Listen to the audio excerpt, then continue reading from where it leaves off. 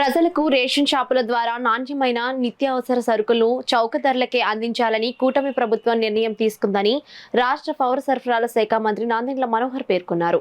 పిఠాపురం నియోజకవర్గంలో పౌర సరఫరాల శాఖ మంత్రి నాదెండ్ల మనోహర్ సుడిగాలి పర్యటన చేసి పలు ప్రారంభోత్సవాలు శంకుస్థాపనలు చేశారు. ముందుగా పిఠాపురం పట్టణంలో అతి పురాతనమైన దేవాలయమైన సకలేశ్వర స్వామి ఆలయం పునర్నిర్మాణాన్ని మంత్రి నాదెండ్ల మనోహర్ చేతుల మీదుగా శంకుస్థాపన జరిగింది. అనంతరం పిఠాపురం మండలం కంద్రాడలో జనసేన పార్టీ నాయకులు డాక్టర్ పిల్లా శ్రీధర్, పిల్లా శివశంకర్ ఆధ్వర్యంలో ఏర్పాటు చేసిన పెట్రోల్ డీజిల్ ఫిల్లింగ్ స్టేషన్ ను మంత్రి నాదెండ్ల మనోహర్ ప్రారంభించారు. ఈ సందర్భంగా డాక్టర్ పిల్లా శ్రీధర్, పిల్లా శివశంకర్ చేతుల మీదుగా మంత్రి నాదెండ్ల మనోహర్ ఎమ్మెల్సీ హరిప్రసాద్ ను ఘనంగా సన్మానించారు. ఈ కార్యక్రమం అనంతరం మంత్రి నాదెండ్ల మనోహర్ మీడియా సమావేశం ఏర్పాటు చేసి మీడియాతో మాట్లాడారు. ఈ కార్యక్రమంలో కాకినాడ రూరల్ ఎమ్మెల్యే పంతం నానాజీ, పిఠాపురం మాజీ ఎమ్మెల్యే వర్మ, పెండెం దొరబాబు, జనసేన పార్టీ పిఠాపురం నియోజకవర్గ in charge Marreddy Srinivas, DCCB bank chairman Tummala Babu, జిల్లా కలెక్టర్ షణ్మోహన్ షగీల్, పాడాపీడి Chaitravarshini, civil supply corporation chairman Thota Sudheer, Vagdevi పీఠాధిపతి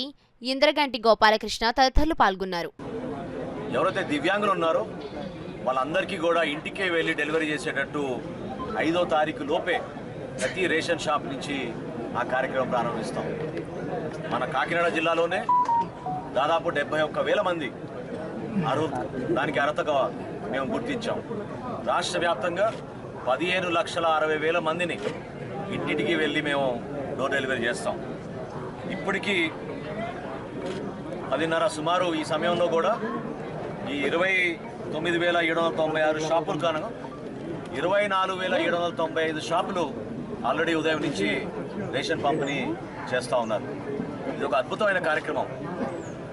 మన రాష్ట్రంలో ఉన్న జనాభాలో 4,42,00,000 మందికి మేము రేషన్ సరఫరా చేసేటట్టు ఏర్పాటు చేశాం.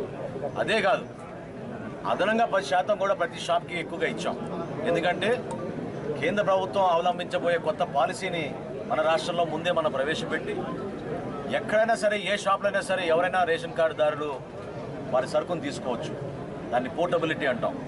నేషన్ వైడ్ పోర్టబిలిటీ ఎస్టాబ్లిష్ చేస్తున్నారు కాబట్టి ముందుగానే మనం మన రాష్ట్రంలో ఈ కార్యక్రమాన్ని అద్భుతంగా ముందుకు తీసుకొచ్చాం. ఎంతో గర్వకారంగా భావిస్తున్నాను నేను.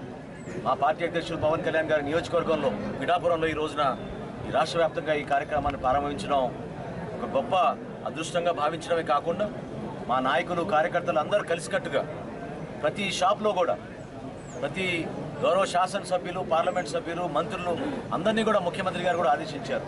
ఈ రోజున కనీసం 3 రేషన్ షాపులు ప్రారంభించమని ఈరోజు గౌరవ ముఖ్యమంత్రి గారు ఆదేశించడం జరిగింది. ఖచ్చితంగా ప్రతి నియోజకవర్గంలో కూడా పారదర్శకంగా, నిజాయితీగా ప్రతి కుటుంబానికి, ప్రతి డీలర్ కూడా ఆదర్శవంతంగా నిలబడేటట్టు మేము తీర్చిదిద్దాం. టెక్నాలజీని ఉపయోగించుకుంటున్నాం. గతంలో ఎప్పుడు లేని విధంగా ఒక కొత్త యాప్ డిజైన్ చేసాం. ఆ యాప్ ద్వారా ఎప్పటికప్పుడు నమోదు చేసుకుంటూ ప్రతి గంట కూడా మాకు పెన్షన్లు ఏ విధంగా మేము ప్రతిరోజు సమాచారం అందిస్తున్నామో అదేవిధంగా రేషన్ సరుకులు కూడా ఎన్ని షాపుల్లో ఎంతమందికి అందిందో, ఏ గంటకి ఎంతమందికి అందిందో దానిపైన కూడా మేము ఖచ్చితంగా సమాచారం మేము తెచ్చుకుంటున్నాం ఈ టెక్నాలజీ ద్వారా.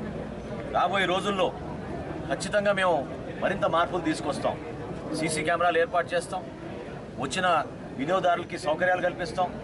ఈ షాపుల ప్రాంతంలో పారిశుద్ధ్యత గురించి అక్కడ ఉన్న డీలర్లకి ఈ వ్యవస్థ పైన వాళ్ళకి పూర్తి అవగాహన వచ్చేటట్టు, ఎవరైనా ఇబ్బంది పడితే అక్కడే మేము పోస్టర్ పెట్టి జాయింట్ కలెక్టర్ గారి నంబరు, మా డిఎస్ఓ నంబరు, తహసీల్దార్ నంబరు, ఆ షాపు డీలర్ పేరు కూడా, ఆయన ఫోటో, ఆయన నంబర్ కూడా అక్కడ చాలా ప్రముఖంగా ప్రచురించి ఎవరికి ఎటువంటి ఇబ్బంది ఉన్నా కూడా దాంట్లో పెట్టమన్నాం. ఇదే కాదు, అక్కడ ఒక క్యూఆర్ కోడ్ కూడా పెట్టాం. ఆ క్యూఆర్ కోడ్లో ఎవరైనా సరే వాళ్ళ ఫోన్లో స్కాన్ చేసి వాళ్ళకి సమస్య ఉందని వాళ్ళు చెప్తే డైరెక్ట్గా మా కమిషనర్ గారి దగ్గరికి ఆ ఇన్ఫర్మేషన్ వస్తుంది. కేంద్ర కార్యాలయం నుంచి మేము పర్యవేక్షించి ఎప్పటికప్పుడు తూకం విషయంలో కానివ్వండి, ఎక్కడైనా ఏమైనా నాణ్యత విషయంలో కానివ్వండి, క్వాలిటీ లోపాలు ఏమైనా ఉన్నా సక్రమంగా సరైన సమయానికి వాళ్ళు తెరవకపోతే మేము చర్యలు తీసుకుంటాం. ఈ 65 సంవత్సరాలు నిండిన వృద్ధులకు, దివ్యాంగులకు సపరేట్ వాట్సాప్ గ్రూప్ ఏర్పాటు చేశాం. డీలర్లు ఖచ్చితంగా అక్కడ వెళ్ళగానే, వాళ్ళ ఇంటికి వెళ్ళగానే ఒక ఫోటో తీసుకుని మా కేంద్ర కార్యాలయానికి పంపిణీ చేసామని చెప్పి వాళ్ళు పంపించాలి. ఈ విధంగా మానిటర్ చేసుకుంటూ ఒక అద్భుతమైన కార్యక్రమానికి మరొకసారి శ్రీకారం చుట్టాం. గతంలో జరిగిన నష్టాన్ని మా కూటమి ప్రభుత్వం ఒక మంచి పరిపాలనతో ఒక మార్పు తీసుకురావాలని సంవత్సరం లోపే మేము చేసిన కార్యక్రమం.